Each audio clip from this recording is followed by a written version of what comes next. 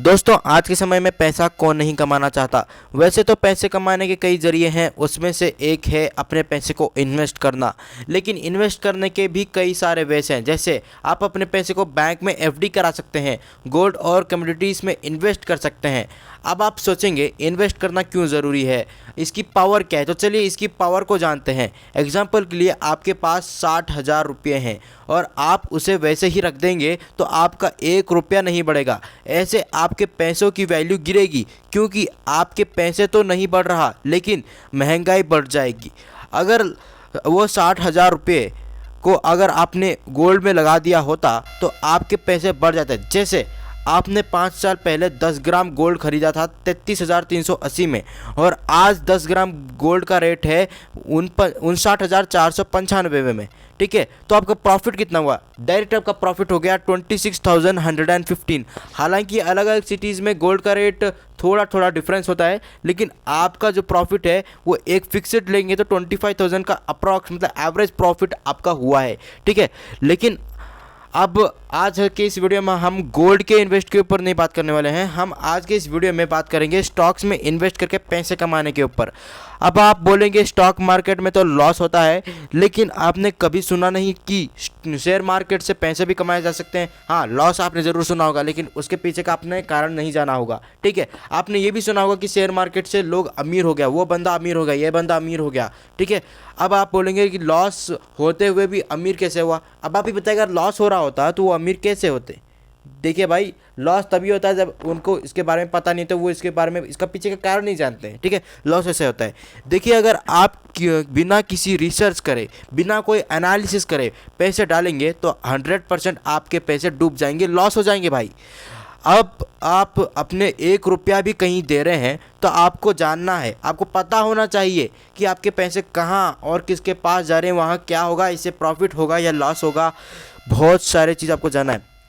ये सब जानने के लिए आपको एनालिसिस करनी होगी, एनालिसिस। ठीक है, अब आप कहेंगे एनालिसिस तो बहुत वो आप एक तरह से समझते हैं ना, बहुत हैवी, इसे सीखना मुश्किल है, नामुमकिन है। ऐसा कुछ नहीं है। मैं आज के इस वीडियो में आपको सिंपल तरीके से बताऊंगा। आपको एनालिसिस करनी होगी, बहुत आसान है। लोगों ने इसे कॉम्प्लीमेंट बना दिया एनालिसिस करने को। ठीक है, शेयर मार्केट में 2 तरह के एनालिसिस होते हैं, एक टेक्निकल एनालिसिस, दूसरा फंडामेंटल एनालिसिस। आज हम बात करने वाले हैं फंडामेंटल एनालिसिस के ऊपर।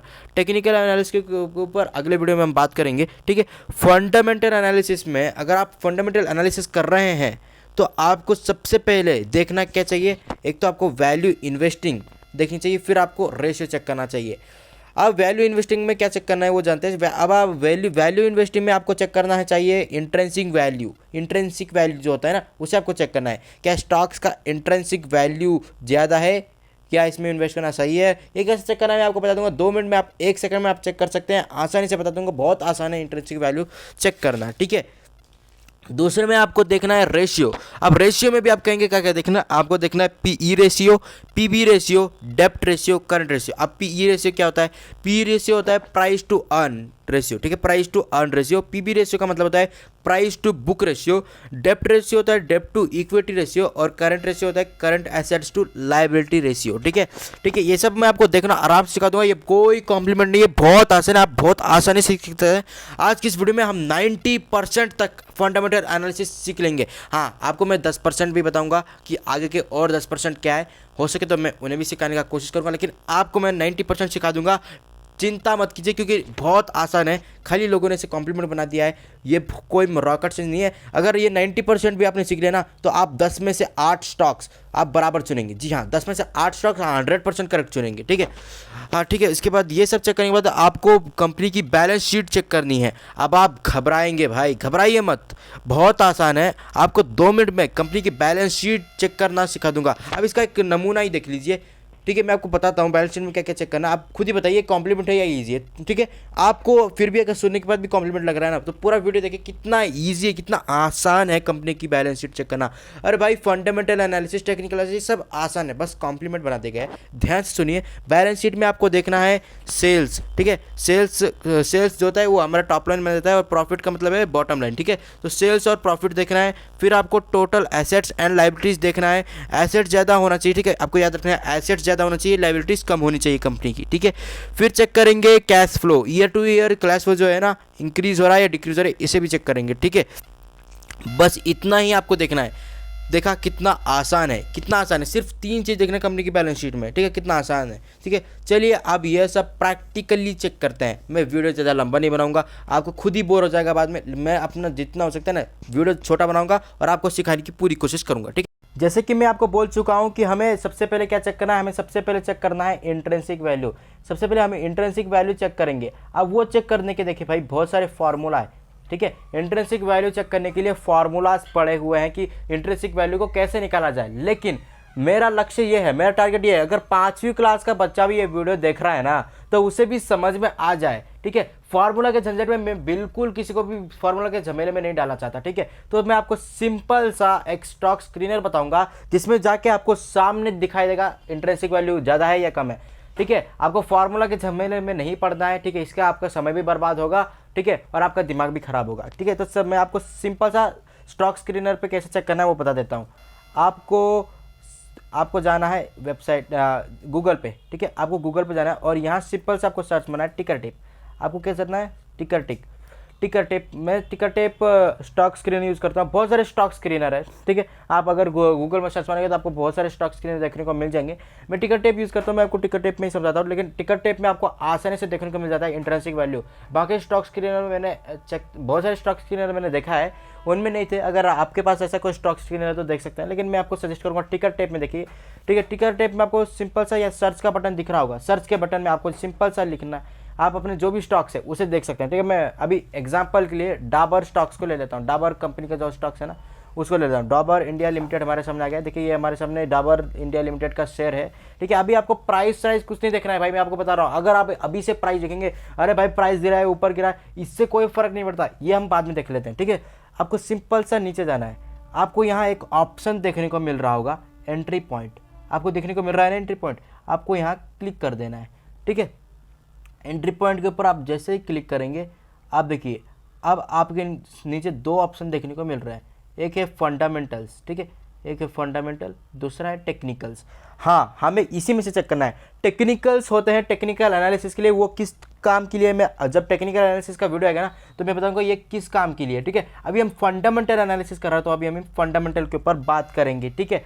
ध्यान से समझना, ठीक है, आपको समझना आना चाहिए, नहीं मेरा लक्ष्य। तो चलिए यहाँ देखिए fundamentals, current value is more than the intrinsic value, ये साफ साफ लिखा हुआ है, current value is more than the intrinsic value, मतलब जो अभी का प्राइस है वो इंट्रिंसिक वैल्यू से ज़्यादा है। मैंने आपको सबसे पहले ही कहा था कि अगर कोई भी स्टॉक्स का इंट्रिंसिक वैल्यू ज़्यादा है तो उसे मत खरीदो, इससे आपका लॉस हो सकता है, ठीक है। तो यही हमें पहला ही रेड टिक मिल गया तो हम नहीं खरीदेंगे। फिर भी आप चाहते हैं कि जो है ना ये की तो अभी कम है, इंट्रिंसिक वैल्यू की तो प्रॉब्लम है, बाकी भी चेक कर लेते हैं, बाकी एनालिसिस भी चेक कर लेते हैं। तो भाई बाकी एनालिसिस भी चेक कर लो, मैं कब मना कर रहा हूँ, ठीक है। आपके सामने दिया देखिए, मैंने फिर कहा था पीई रेशियो चेक करना है, पीबी रेशियो चेक करना है, डेब्ट टू इक्विटी रेशियो चेक करना है, करंट रेशियो चेक करना है। तो सबसे पहले आपको पीई रेशियो आप देख सकते हैं, पीई रेशियो में आपको 56.20 देखने को मिल रहा है, ठीक है। पी रेशियो अच्छा कब माना जाता है, पी रेशियो 20 से 30 के बीच में अगर आता है तो उसे अच्छा माना जाता है पी रेशियो, ठीक है।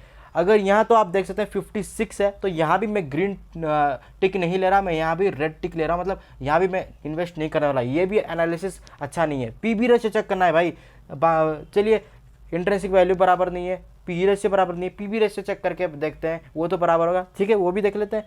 पीबी रेशियो आप यहाँ देख सकते हैं 11.35 का है। पीबी रेशियो जो है ना वो 1 to 2 बेस्ट माना जाता है, ठीक है, और यहाँ 11.35 है, तो यहाँ भी मेरा रेड टिक हो जाएगा, ठीक है। तो मतलब ये स्टॉक में बिल्कुल बाई नहीं करने वाला भाई, मैं जितने भी एनालिसिस कर रहा हूँ वो अलग ही निकल रहा है यहाँ, ठीक है।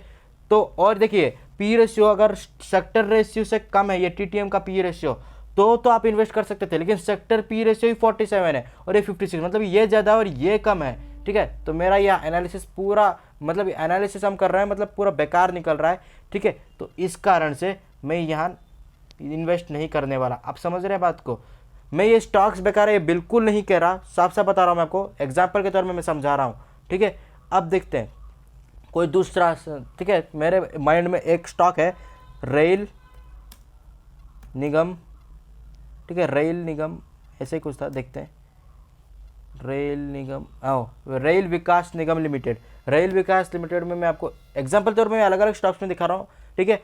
मैं आपको HDFC का भी दिखाऊंगा, एक्सिस का भी दिखाऊंगा, देख लीजिए। ठीक है, अब आप देख रहे हैं आपके सामने आ गया रेल विकास निगम लिमिटेड का शेयर।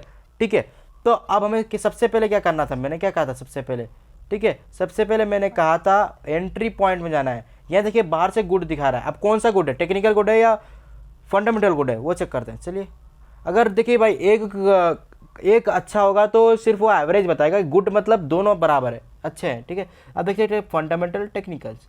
अब फंडामेंटल में देखिए क्या लिखा हुआ है, current price is less than intrinsic value, जो अभी का प्राइस है वो इंट्रिंसिक वैल्यू से कम है। भाई यहाँ से ग्रीन टिक मिल गया। अब आगे बढ़ते हैं, ठीक है, आगे बढ़ते हैं। तो चलिए अब आगे बढ़ते हैं। अब हमें पी रेशियो चेक करना है, तो पी रेशियो भी अब हम चेक कर लेते हैं। पी रेशियो देखते थे 9.37 है और सेक्टर पी रेशियो 20.49, मतलब सेक्टर पी रेशियो से टीटीएम पी रेशियो कम है। ठीक है, और साथ ही में मैंने क्या कहा था, पी रेशियो 20 तक हुआ तो उसे 20 से 30 तक हुआ तो उसे बेस्ट माना जाता है, या नहीं ना, मतलब हम इधर से भी ग्रीन टिक दे रहे हैं। पीवी रेशियो 1 से 2 का बेस्ट माना जाता है, लेकिन ये 2.1 है, फिर भी हम इधर से भी ग्रीन टिक दे रहे हैं, क्योंकि 1 से 2, ठीक है, आप 3 भी ले सकते हैं, 3 भी पीवी रेशियो बेस्ट माना जाता है, लेकिन उससे ज़्यादा हुआ तो हम वो एनालिसिस अच्छा नहीं है बोल कर देख सकते हैं। ठीक है, उसके बाद अब हम डेप्ट रेशियो चेक करेंगे। अब डेप्ट रेशियो कैसे चेक करना है, घबराइए बात भाई, मैं यही हूँ, डेप्ट रेशियो कैसे चेक करना है मैं आपको समझाता हूँ। ठीक है, 2 तरह हैं डेप्ट रेशियो चेक करने के।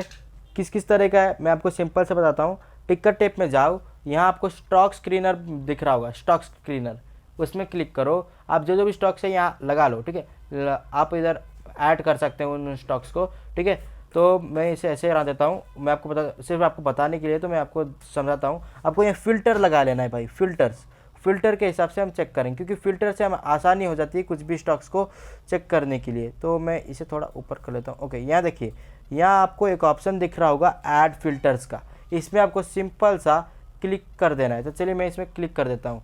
अब इसमें क्लिक करने के बाद यहाँ देखिए सर्च फॉर फिल्टर्स है, यहाँ आपको क्लिक करना है। अब जैसे भी पी रेशियो हमें चाहिए, पी रेशियो हम यहाँ सर्च करेंगे, पी रेशियो आपको, ठीक है, सेलेक्ट कर देना है। उसके बाद हमें पी बी रेशियो चेक करना है, तो पी बी रेशियो सेलेक्ट कर देना है। ठीक है, तो मैं यहाँ P B ratio check select कर रहा हूँ।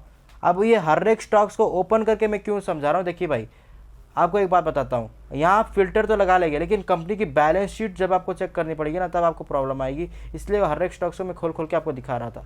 ठीक है, अब पी रेशियो, डेप्ट टू इक्विटी रेशियो आप यहाँ फिल्टर लगा के आसानी से देख सकते हैं। ठीक है, क्योंकि डेप्ट टू इक्विटी रेशियो आपको यहाँ आसानी से देखने को मिलता है। अगर हम एक एक स्टॉक्स को निकाल कर देखेंगे तो उसमें थोड़ी बहुत हमें प्रॉब्लम होती है देखने में। ठीक है, उसके बाद और एक हमें देखना है, वो है करंट रेशियो।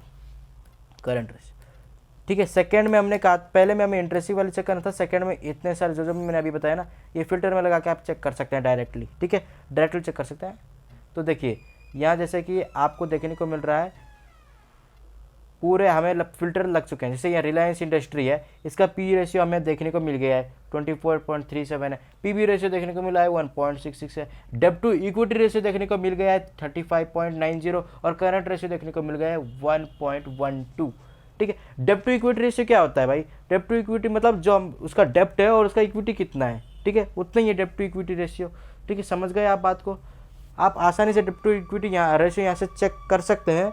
अदरवाइज आप हर एक स्टॉक्स को ओपन करके उसके अंदर जो जैसे मैंने एनालिसिस बताया उस एनालिसिस के हिसाब से भी आप कर सकते हैं। तो चलिए वापस चलते हैं अपने रेल विकास निगम स्टॉक में। ठीक है, आपको समझाने के लिए मैं वापस चला गया हूँ। ठीक है, मैं आपको बता रहा था, अगर आप इतने सारे झंझट में नहीं पढ़ना चाहते तो आप डायरेक्ट फिल्टर लगा के भी सीख सकते हैं, देख सकते हैं। ठीक है, एनालिसिस कर सकते हैं, लेकिन आपको बैलेंस शीट अगर पढ़नी होगी ना, तो आपको फिर से आना ही होगा उस स्टॉक्स के अंदर। ठीक है, तो मैं यहाँ फिर से आ गया। हमने पहले क्या था, पहले हमें चेक करना था इंट्रिंसिक वैल्यू। ठीक है, वो हो गया, इंट्रिंसिक वैल्यू हमारे लिए करेक्ट है यहाँ। ठीक है, क्योंकि इंट्रिंसिक वैल्यू कम है प्राइस से। और उसके बाद पीबी रेशियो 20 या 30 के अंदर होना था, वो भी है, तो यहाँ से भी हमारा ग्रीन टिक। उसके बाद तो पहला ग्रीन टिक, दूसरा ग्रीन टिक। उसके बाद पीबी रेशियो 1 से 2 बेटर माना जाता था, 3 भी बेटर है। ठीक है, तो वो भी ठीक है, उसे भी हम ले लेते हैं। उसके बाद करंट रेशियो, डेप्ट टू इक्विटी रेशियो, ये सब चेक करना है। तो चलिए डेप्ट टू इक्विटी रेशियो कैसे चेक करना है, ये मैं आपको इधर अंदर से कैसे चेक करना है ये मैं बताता हूँ। ठीक है, टेंशन मत लीजिए, मैं आपको समझा रहा हूँ। डेप्ट टू इक्विटी मतलब डेप्ट और इक्विटी है। ठीक है, बाहर से आपने रेशियो चेक कर लिया, आप अंदर उसका मतलब क्या है वो जानते हैं। चलिए, आपको सिंपल सा फाइनेंशियल पे जाना है, कहीं नहीं जाना आपको। नेक्स्ट आपको फाइनेंशियल पे क्लिक कर देना है। फाइनेंशियल पे क्लिक करने के बाद आपको इनकम में आ जाना है। ठीक है, इनकम में आने के बाद आपको यहाँ दो चीज़ देखने को मिल रहा होगा। यहाँ बहुत सारी चीज़ें होने को तो, ठीक है, देखिए भाई बहुत सारी चीज़ें यहाँ, जैसे फाइनेंशियल ईयर है, टोटल रेवेन्यू है, EBITDA है, PBIT है, PBT है, नेट इनकम है, EPS है, DPS है, पे आउट रेशियो है।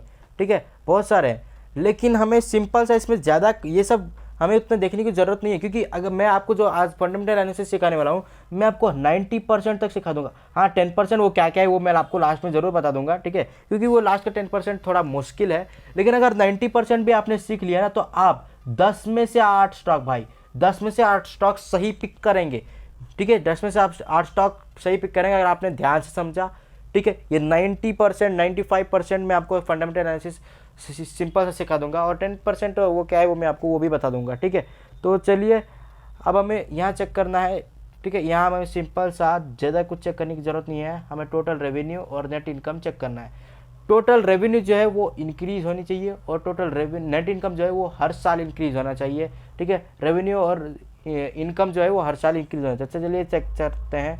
ठीक है, तो यहाँ देखने को मिल सकता है आपको फाइनेंशियल यार आपको दिख रहा है। ठीक है, तो अभी 2023 जो 2019 या 18 से ले लेते हैं, 5 साल पीछे से ले लेते हैं, 2018 से ले रहे हैं भाई। ठीक है, आप देख सकते हैं 2018 में रेवेन्यू था 7,928.45 करोड़, 2019 में हुआ 10,434.97 करोड़, 2020 में हुआ 14,776.26 करोड़, और 2021 में हुआ 16,211.67 करोड़, और 2022 में आप देख सकते हैं 20,285.46 करोड़। मतलब इंक्रीज हो रहा है हर साल, हमारा जो रेवेन्यू है वो हमारा जो है इंक्रीज हो रहा है। ठीक है, तो यहाँ से भी हमारा जो है यहाँ से भी ग्रीन टिक हो गया। ठीक है, अब हमें नेट इनकम चेक करना है भैया, तो नेट इनकम चेक कर लेते हैं, नीचे आएंगे सिंपल सा। ठीक है, अब 2000 हम यहाँ से 18 से चेक कर लेते हैं। ठीक है, 2018 में देख सकते हैं 569.52 करोड़, 2019 में जो है वो 687.74 करोड़, 2020 में 756.65 करोड़, 2021 में 991.57 करोड़। ठीक है, उसके बाद 2022 में आप देख सकते हैं 1182.69 करोड़। मतलब यह भी इंक्रीज हो रहा है, इनकम भी बढ़ रहा है, तो यहाँ से भी ग्रीन टिक मिल गया। अब इतना सब चेक कर लिया, अब क्या चेक करना है चलिए वो भी बता देता हूँ। अब हमें बाकी चीज़ भी चेक करनी है ना। ठीक है, आप घबराइए मत भाई, बैलेंस शीट चेक करना, फंडामेंटल एनालिसिस करना कोई बड़ी बात नहीं है, सब इसे कॉम्प्लीमेंट बना दिया है। मैंने कहा ना, इसे सब ने कॉम्प्लीमेंट बना दिया है और कुछ नहीं है, बहुत आसान है भाई, 2 मिनट में आप कर सकते हैं। अब ठीक है, बैलेंस शीट चेक करना है तो सिंपल बैलेंस शीट में क्लिक कर लीजिए।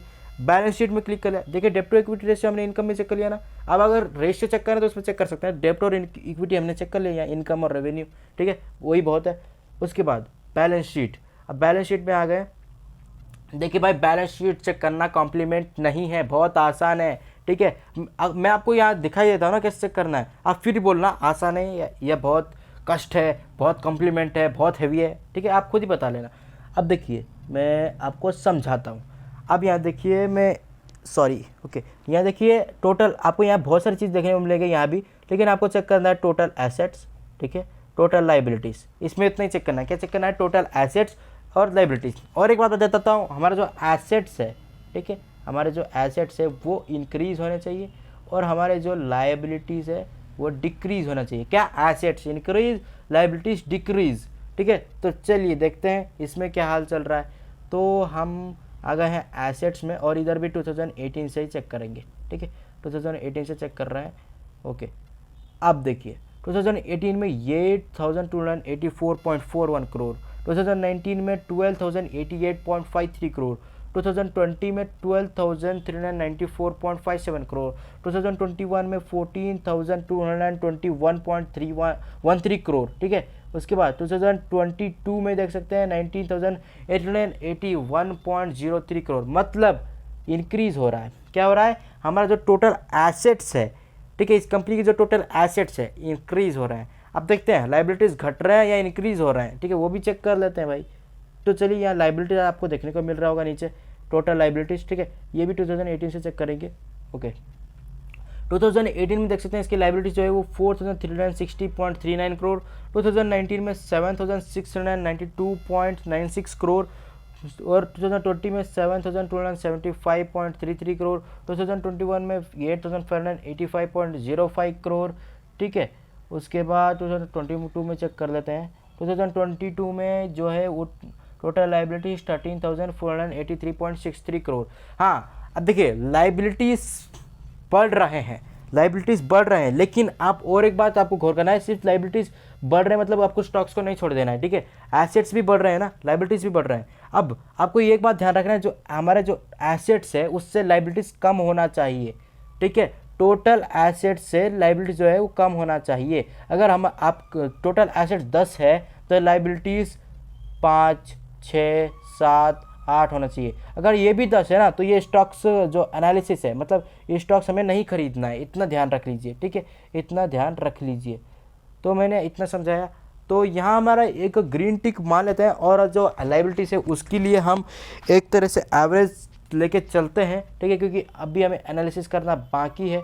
तो चलिए अब बैलेंस शीट देखिए कितना आसान है, सिर्फ आपको टोटल एसेट्स और लाइबिलिटीज चेक करना है, इतना ही, और कुछ नहीं। अब आपको और एक चीज़ चेक करना है, इसकी कैश फ्लो, ठीक है। याद रखिए कैश फ्लो जो है वो इंक्रीज होनी चाहिए, डिक्रीज नहीं होनी चाहिए, माइनस में नहीं होनी चाहिए। देखते हैं इसका कैश फ्लो भी, ठीक है। अब आप इसका कैश फ्लो 2018 से ही लेते हैं। 2018 से था 453.86, 2019 में था 721.49 माइनस में, 2020 में भी माइनस में था 983.13। फिर 2020 में भाई कैश फ्लो इधर प्लस में आया, ठीक है, प्लस में आया 2021 में, तो वो था 276.49, और 2022 में 483.78, मतलब यहाँ से भी हमारा ग्रीन टिक मिल गया, ठीक है।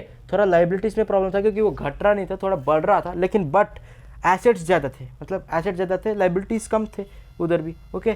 तो अब देखते हैं इसका होल्डिंग्स। आपको मेन चीज़ चेक करना है होल्डिंग्स भी चेक करना जरूरी है, क्योंकि इसके जो होल्डर्स है, ठीक है, इसके जो प्रमोटर्स है वो होल्ड किया है, सेल किया है, क्या कर रहे हैं, ठीक है, वो चेक करना है। तो चलिए यहाँ भी वो भी चेक कर लेते हैं। देखिए टोटल प्रमोटर होल्डिंग आपको देखने को मिलेगा, ठीक है। अगर उन्होंने सेल किया तो ये आपको रेड मार्क देखने को मिलेगा, अगर उन्होंने सेल नहीं किया है, उन्होंने बाई किया तो यहाँ ग्रीन मार्क देखने को मिलेगा, अगर कुछ भी नहीं किया तो यहाँ ब्लैक कलर का मार्क, मतलब कांस्टेंट, ठीक है।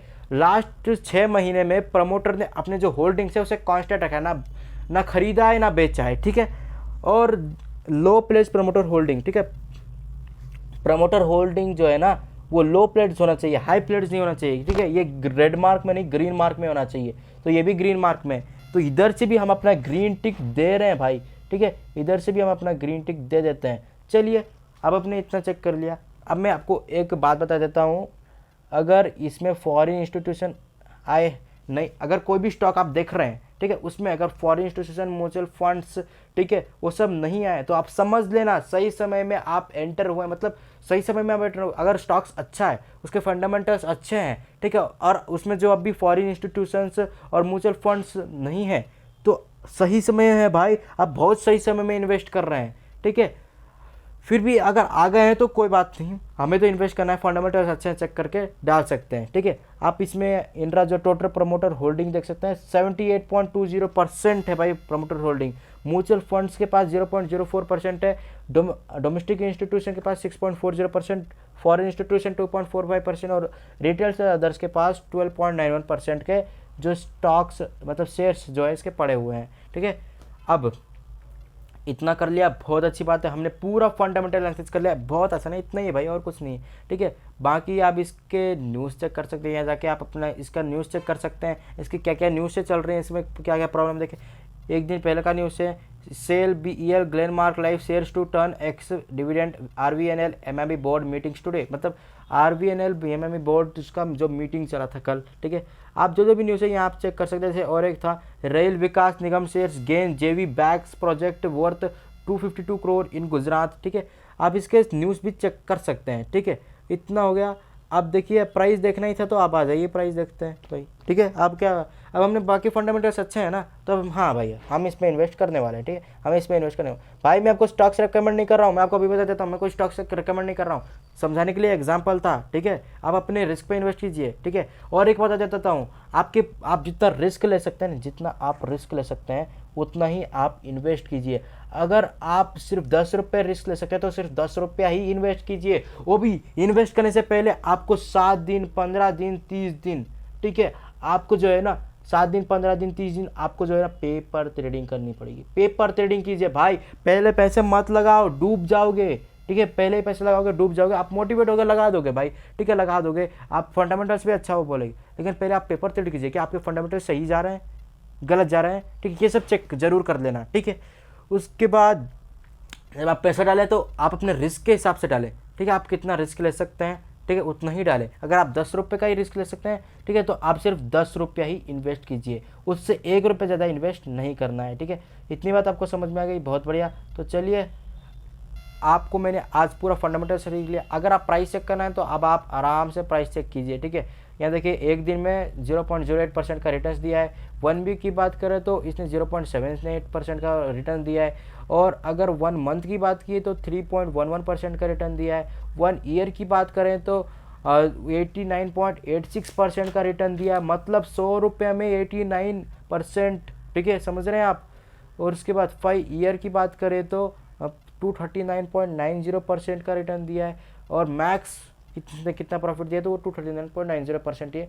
और SIP में इसका क्या चल रहा है वो भी आप चेक कर सकते हैं। SIP में क्लिक करके 135.23% का रिटर्न दिया है SIP में। ठीक है, तो मंथली इन्वेस्टमेंट इन जो 100 रुपये SIP है। ठीक है, आप चेक कर सकते हैं SIP के ऊपर भी वीडियो आने वाला है, टेक्निकल एनालिसिस के ऊपर भी वीडियो आने वाला है, चिंता करने की कोई ज़रूरत नहीं है। ठीक है, अब मैंने कहा था कि जो 10% होते हैं, ठीक है, स्टॉक्स के, मैं 90% तो मैं आपको सिखा दूंगा, लेकिन वो 10% क्या क्या है वो मैं आपको बता देता हूँ।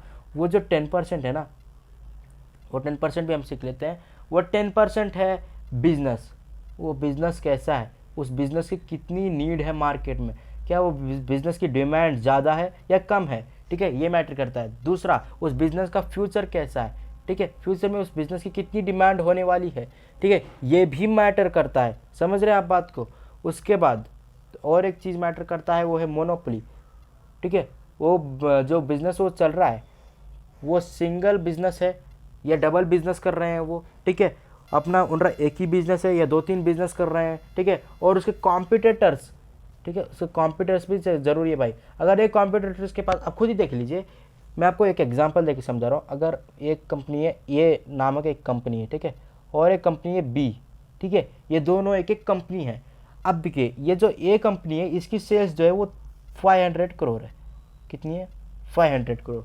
और ये जो B नामक कंपनी है इसकी जो सेल्स है वो 50 करोड़ है। ठीक है, और जो ये एक नामक कंपनी, इसका जो कैश फ्लो है वो 10,000 करोड़ है, 10K करोड़ है। ठीक है, और जो B नामक कंपनी है उसका जो कैश फ्लो है वो सिर्फ 1000 करोड़ है। ठीक है, तो आप खुद ही बताइए कौन सा कंपनी किसको टक्कर देगा। ऑब्वियसली सिंपल सी बात है, जो हमारा A नामक कंपनी जिसे B नामक कंपनी को आसानी से टक्कर दे सकता है भाई, आसानी से टक्कर दे सकता है, तो उस कंपनी के बिजनेस। तो यही आते हैं लास्ट 10% में। लेकिन आप 90% मैंने जो सिखाया उतना आप कर लेंगे तो आप 10 में से, ठीक है, 8 स्टॉक्स करेक्ट चुनेंगे। पेपर ट्रेडिंग जरूर कर देना उससे पहले। ठीक है, तो आज की इस वीडियो जो भी सिखाए उसे प्रैक्टिकली अप्लाई जरूर कर देना। तो चलिए अगले वीडियो में सीखेंगे टेक्निकल एनालिसिस के ऊपर, और भी बहुत सारे वीडियो सीखेंगे। तो हमारे बहुत सारे वीडियो इस चैनल पर आने वाले हैं, तो इस चैनल को सब्सक्राइब करके रख लीजिए।